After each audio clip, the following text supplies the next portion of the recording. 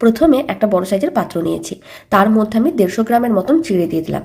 এবার চিড়েগুলোকে জল দিয়ে ভালো করে ধুয়ে নিতে হবে, যাতে কোনো রকমের ময়লা না থাকে। 3বার জল দিয়ে ভালো করে ধুয়ে নিয়েছিলাম।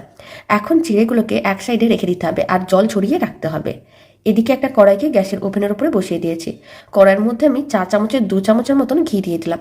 তবে আপনারা চাইলে ঘিয়ের জায়গায় সাদা তেলও দিতে পারেন। এখন অল্প একটু লবণ দিয়ে দিলাম আর অল্প একটু হলুদ গুঁড়ো দিচ্ছি। এবার ফ্লেমটা মিডিয়ামে করে দিতে হবে। তারপরে আমি কড়াইয়ের মধ্যে দিয়ে দিচ্ছি 200 গ্রামের মতন পনির। পনিরের পরিমাণটা কম বা বেশি করতে পারেন।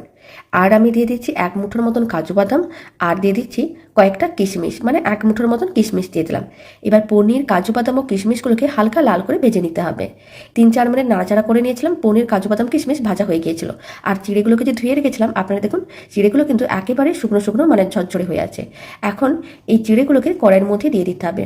আর দিয়ে দিতে হবে স্বাদ অনুযায়ী লবণ, অল্প একটু লবণ। আর আমি অল্প একটু গুড়ের পাউডার ছড়িয়ে দিচ্ছি 1 চামচের মতন। তবে আপনারা চাইলে চিনিও দিতে পারেন। আর অল্প একটু গরম মশলার গুঁড়ো দিয়ে দিলাম।